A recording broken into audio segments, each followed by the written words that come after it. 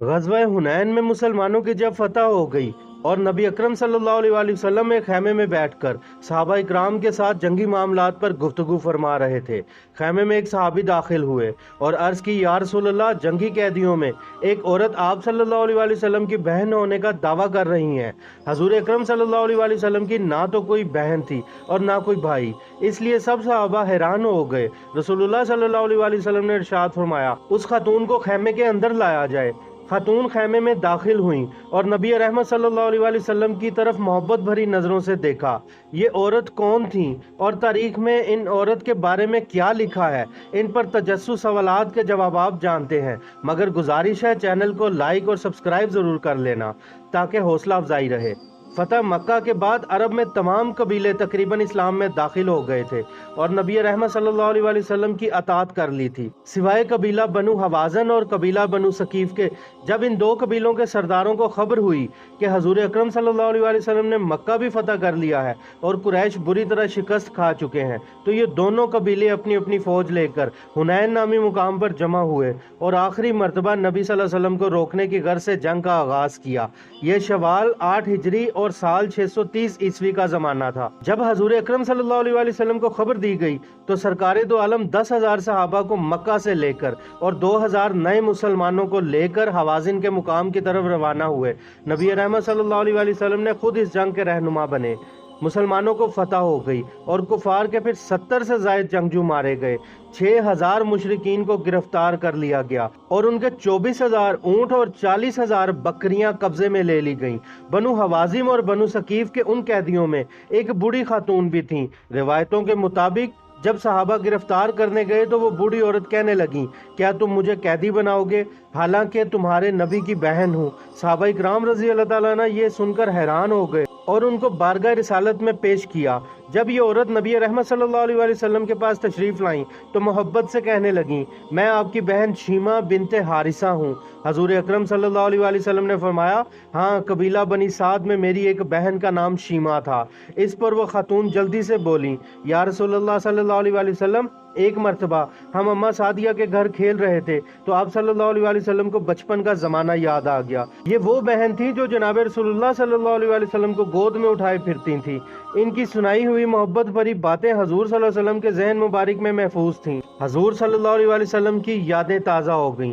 दरअसल मक्का के काले संगलात पहाड़ों और मशरिक की जानिब जरखेज बागात सरसब्ज़ जगह के दरमियान बहते चश्मों वाली एक वादी थी जिसे ताइफ कहते थे।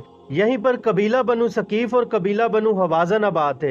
ये लोग खालिस अरबी जुबान बोलते थे, इसीलिए शहर के लोग अपने बच्चों को इनके हवाले कर दिया करते थे ताकि बच्चे ताज़ा खुली हवा और आज़ाद सब्ज़ माहौल में परवरिश पाएं और खालिस अरबी जुबान सीखें। हजूर अकरम सल्लल्लाहु अलैहि वसल्लम ने भी यहाँ हलीमा सादिया के पास परवरिश पाई और बचपन मुबारक उस खुशगवार वादी में गुजारा। हजूर अकरम सल्लल्लाहु अलैहि वसल्लम ने अपने 5 साल अम्मा सादिया के घर गुजारे, जहाँ हजूर सल्लल्लाहु अलैहि वसल्लम के 4 बहन भाई मौजूद थे जो अम्मा हलीमा सादिया के अपने बच्चे थे, जिनके नाम अब्दुल्ला, आनिया, हजीका और हजीफा थे। तारीख में हजीफा शीमा के नाम से जानी गई। सीरत इब्ने हिशाम में लिखा है कि हजरत शीमा बचपन में हजूर सल्लल्लाहु अलैहि वसल्लम को हर वक्त गोद में लिए रखती थी और लोरियां देकर सुलाती थी। इस लोरी का तर्जुमा यूं है कि ऐ हमारे रब, हमारे लिए मोहम्मद सल्लल्लाहु अलैहि वसल्लम को बाकी रखना ताकि मैं इनको सरदार के रूप में देखूं, और ऐ अल्लाह, उनके दुश्मनों और हासिदों को जलील और रुसवा करना और मेरे मोहम्मद सल्लल्लाहु अलैहि वसल्लम को दायमी इज्जत अता फरमाना। हजरत शीमा हजूर सल्लल्लाहु अलैहि वसल्लम को गोद में लोरी देते हुए झूमती और कहती, ऐ हमारे रब, मेरे भाई मोहम्मद सल्लल्लाहु अलैहि वसल्लम को सलामत रखना। आज ये पालने में बच्चों का सरदार है, कल जवानों का भी सरदार होगा। शाम के वक्त जब औरतें खाना पकाने में मसरूफ होती तो बहनें अपने भाइयों को उठाकर बाहर ले जाती और हर बहन का ख्याल होता कि मेरे भाई से ज्यादा जमाने में कोई खूबसूरत नहीं। एक कहती मेरे भाई जैसा कोई नहीं, दूसरी कहती मेरे भाई जैसा कोई नहीं। इतने में सैयदा शीमा हजूर अकरम सल्लल्लाहु अलैहि वसल्लम को गोद में उठाए हुए आती और कहती मेरे भाई भी आ गया है। تو موزانہ طور پر سب کے سر جھک جاتے۔ سیرت کی کتابوں میں درج ہے، ایک دوپہر سخت گرمی میں حضرت شیمہ حضور صلی اللہ علیہ وسلم کو لے کر باہر چلی گئیں۔ اما حلیمہ کو فکر لاحق ہوئی تو حضور صلی اللہ علیہ وسلم کی تلاش میں باہر نکلیں تو نظر پڑی حضرت شیمہ حضور صلی اللہ علیہ وسلم کو گود میں لیے یہ شعر پڑھ رہی ہیں: یہ میرا وہ بھائی ہے جو میری ماں سے تو پیدا نہیں ہوا، مگر میں اپنے بھائی پر اپنے ماموں اور چچا فدا کرتی ہوں۔ اما حلیمہ نے فرمایا: اے شیمہ، حضور صلی اللہ علیہ وسلم کو اتنی گرمی میں لے کر کیوں آ گئی ہو؟ حضرت شیمہ نے فرمایا: اما جان، انہیں گرمی نہیں لگ رہی کیونکہ دھوپ میں ایک بادل ان پر مسلسل سایہ کیے رکھتا ہے۔ جب یہ چلتے ہیں بادل بھی چل پڑتا ہے، جب رکتے ہیں بادل بھی رک جاتا ہے۔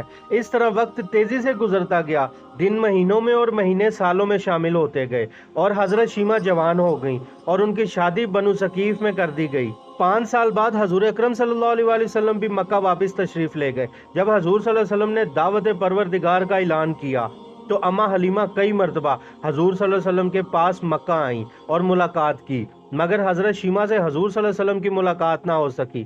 پھر ایک مدت بعد اپنی بہن کو قیدی دیکھ کر نبی رحمت صلی اللہ علیہ وسلم کی محبت امٹ پڑی اور آنکھوں مبارک سے آنسو جاری ہو گئے۔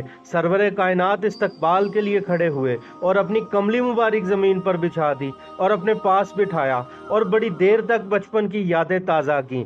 صحابہ اکرام رضی اللہ تعالیٰ عنہ ارد گرد کھڑے باتیں سن رہے تھے اور آنکھوں سے بے اختیار آنسو جاری تھے۔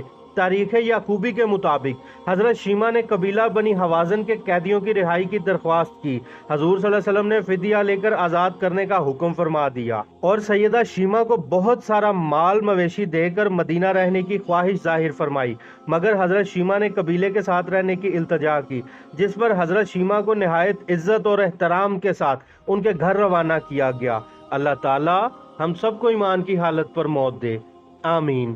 ملتے ہیں کسی اور واقعے کے ساتھ اگلی ویڈیو میں، تب تک کے لیے اللہ حافظ۔